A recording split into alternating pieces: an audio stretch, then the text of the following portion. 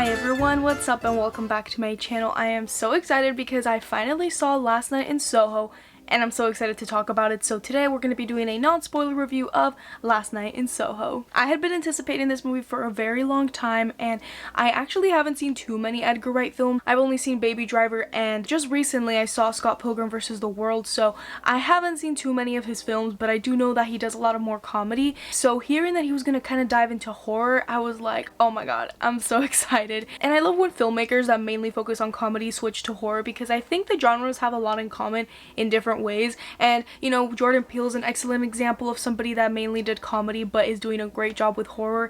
And seeing Last Night in Soho, I definitely believe Edgar Wright can definitely continue and should make more horror films. But before I get into everything, let me know if you guys have seen Last Night in Soho and what you thought about it, and if you haven't seen it, let me know if you are planning on watching it and how excited you are. I'm so excited to hear everything you have to say down below. But yeah, without further ado, let's get talking about Last Night in Soho. An aspiring fashion designer is mysteriously able to enter the 1960s where she encounters a dazzling wannabe singer. But the glamour is not all it appears to be, and the dreams of the past start to crack and splinter into something darker. One of my favorite things about this movie is how Edgar Wright is able to just demonstrate and create atmosphere at such a great level. I genuinely felt like I was transported into the 60s just like our lead character is, and I think that's something that just gives it a lot of personality to it, because a lot of the times I felt like I was watching a movie from the 60s with the set designs and the production design and just the way it all looked. I just really liked the way it was directed, where it really felt like it was pulling you in. And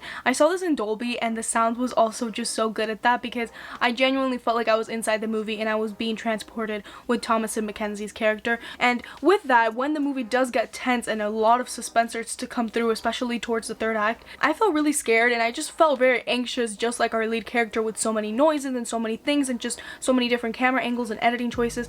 It was all done really well to create this atmosphere. And Edgar Wright, oh my gosh, he's just so good in this movie. Like, the directing is honestly one of the best that I've seen of the year, and I don't say that lightly. I was so obsessed with the way the camera moved around in places, the one takes. It was just so hypnotizing. I love the camera angles to disorient you, but also there were camera angles that just really focused on things that were important. I loved the way transitions were used. The editing of this movie too was done in a really nice way. Paul Matchless also did just a great job at just seaming everything together. Like, it all honestly felt like a perfect bow. Like, all the scenes flowed with each other really well, and you just could tell that there was a lot of respect and a lot of care for this film, because a lot of the effects that they were doing, I bet, took such a long time to do. And I'm actually gonna put this that I found on Twitter. I saw this a few weeks before seeing the movie and I was blown away by just how cool they did a certain sequence, so I'm gonna put it right here for you guys to see right now.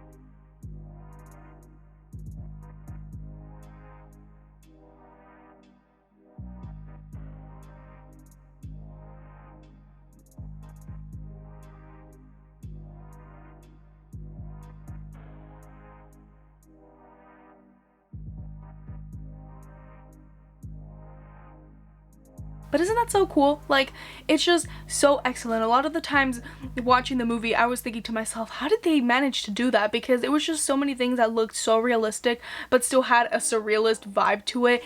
If that made any sense. I feel like a lot of Edgar Wright movies are grounded in reality but at the same time have things that cannot happen and just look realistic. I think he handled the suspense and the horrifying aspects of this movie really well. Like, I was genuinely surprised, and I also really liked the visual effects with the scary elements. And continue to talk about just the technical aspects. The cinematography too was really great. It was so beautiful to look at. I loved the aesthetic of it. And the cinematographer of the film, Chung Chung, he did cinematography for a movie that I'm a huge fan of, The Handmaiden, and the cinematography in that movie is excellent. But he's even worked on movies like It, which also had beautiful cinematography. So this guy is really talented, and I love the way this movie looks. I love the way there was symmetry in shots, but then in other shots everything was kind of like weirdly positioned in a way that was intriguing, but yet just something was off about it. And that's something too. From the beginning of the movie, they make sure that from the start, literally in the first scene, there's something off there's something different about this world. There's something different about our main character, and that's all established super early on, and throughout the movie it's just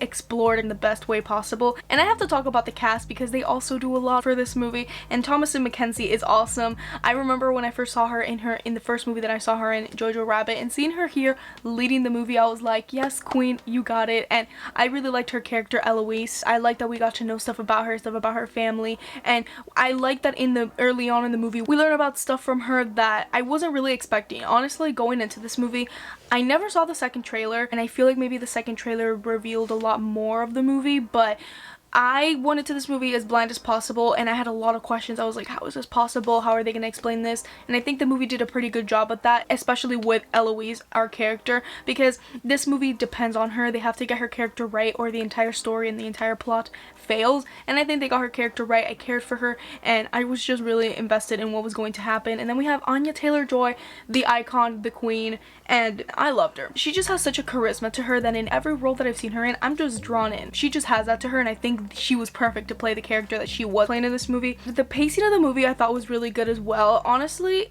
I think it flew by. Like, it ended and I was like, oh my god, what? Because I think they did a really good job at keeping you invested in the story, because you were put in the same position as your character. We know minimal information, we don't really know what's happening, and you want to find out what's occurring, and there's like a lot of twists and turns throughout and things that you have theories of, and then they either do or don't come true, and it's really interesting. I was really surprised by a lot of the elements that were brought into the third act.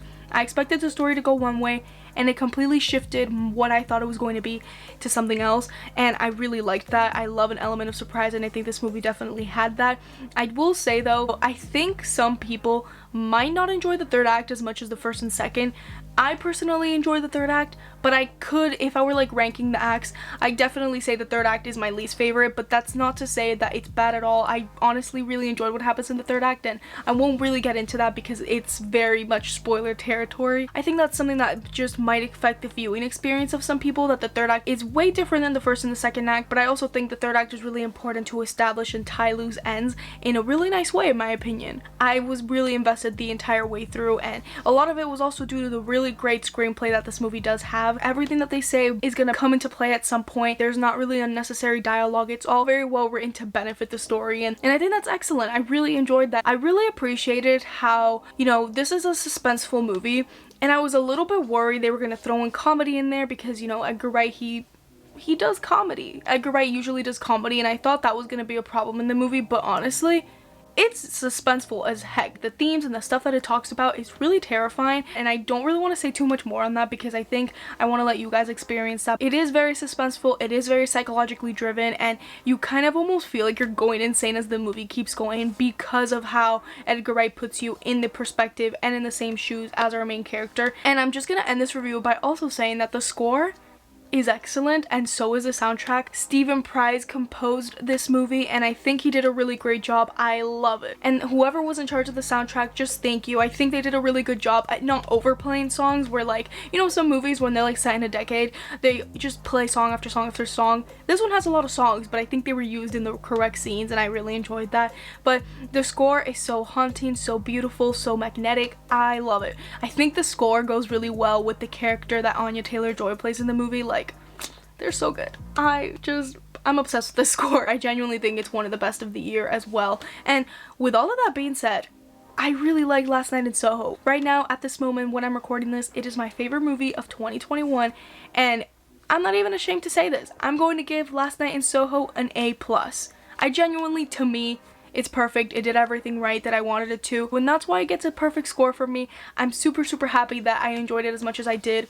I didn't think I was going to enjoy it this much. I knew it looked good, but you know, I didn't expect it to hit as hard as it did, and I really just loved it, and I hope you guys really enjoy it too. It comes out in theaters everywhere tomorrow, October 29th. So whenever you guys are watching this, if the movie's out and you haven't seen it, make sure to go watch it. I highly recommend it. It is a must-see this year, guys. Like, especially in October, it has all the vibes. It has all the vibes, but in a very different way that you're not expecting. And thank you guys so much for watching today's video for 31 Nights of Horror, and I hope you guys continue to have a very spooky afternoon. Thanks so much for all of your support, and I'll see you guys in the next one. Bye, guys.